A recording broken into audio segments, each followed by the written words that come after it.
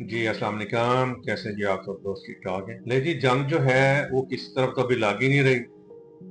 किसी ने कहा था ना कि ईरान वालों के साथ बातचीत करना या इनके साथ मुआहदा करना बहुत मुश्किल काम है, क्योंकि वो इतनी बारीकियों में जाते हैं और अगले बंदे की इतनी लकीरें निकलवाते हैं कि बंदे को अपनी पड़ जाती है। और यही काम वो अमेरिका के साथ कर रहे हैं यानी कि अमेरिका को उन्होंने, वो कहते हैं ना, नाको चने चबवाए हुए हैं, वो पोजीशन बनी हुई है। लेकिन सिर्फ ये दो मुल्कों के दरमियान लड़ाई नहीं है, ये पूरी दुनिया जो सी ना इसके जद में आई हुई है। आबना हॉर्मस जो उन्होंने बंद किया हुआ है, उसका भी किसी तरफ तस्फिया हो नहीं रहा, कुछ इसका हल हो नहीं रहा। ये एक बहुत ही गोल्डन और बड़ा आइडियल मौका था जब इस्लामाबाद में पहला एक इनका हो रहा था मुआहदा, और इनकी मीटिंग हो रही थी जिसमें जेडी वेनर्स भी आए थे। अगर वो हो जाता उस वक्त, वो उस वक्त ना चले जाते जल्दबाजी में, तो इसका कोई ना कोई मसला हल हो जाना था। लेकिन अब सारा कुछ कर करा के उनकी पूरी की पूरी ईरान की करीम उड़ा के सारे जो उनके मेन मेन लीडर थे सबको मार दिया गया।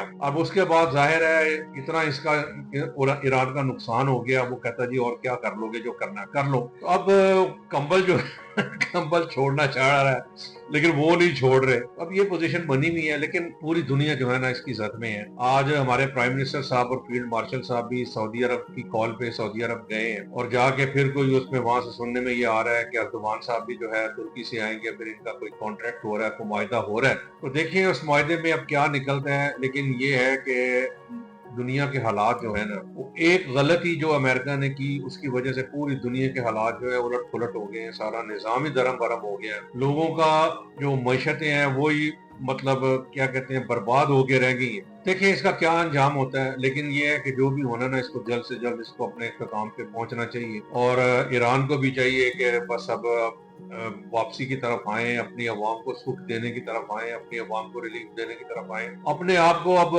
बनाएं। जिस तरह मतलब पूरी दुनिया में आप भी अपने आप को एस्टेब्लिश करें, छोड़ें इन लड़ाइयों को। जाहिर है जो होना था वो हो चुका। देखिए अब इसका बनना क्या है अल्लाह ही बेहतर जानता है। लेकिन मेरी पूरी बात करने का मकसद सिर्फ ये था कि आज प्राइम मिनिस्टर साहब दोबारा उधर गए हैं मोहम्मद बिन सलमान की कॉल पे। तो मेरे दिल में आ रहा था कि काश कभी वो भी हमारे पास आ जाए, हम भी उनकी मेजबानी कर लें। लेकिन शायद दुनिया का दस्तूर भी यही है ना कि अमीर आदमी सिर्फ बुलाता ही है, जाता नहीं है। कि वही साहब इनका भी है कि वो हमारे जो अमीर अमीर ममालिक हैं वो हमें कॉल करते हैं और हम कुछ चले जाते हैं। लेकिन ये जो मुआहदा होने जा रहा है, मैं अपने प्राइम मिनिस्टर को और फील्ड मार्शल को कहूंगा कि इसमें अपने पाकिस्तान के लिए भी कुछ निकाल लें, अपनी अवाम के लिए भी कुछ निकाल लें। कुछ रिलीफ जो आपको मिल रहा है वो नीचे भी पास ऑन कर दें अपनी अवाम को, ताकि उनको भी थोड़ा सा सुख मिल जाए। ये डेली का जो पेट्रोल का सिस्टम शुरू कर दिया है, इसको भी स्टेबल करें, इसको लेकर आए पूरे महीने पे। ये अजीब सी सूरत हाल है कि असल चीज वही की वही है। कभी 2 रुपया बढ़ा देते हैं, कभी 1 रुपया सस्ता कर देते हैं, कभी 6 रुपए बढ़ा देते हैं, कभी 3 रुपया सस्ता कर देते हैं। लेकिन कहते हैं ना मंजी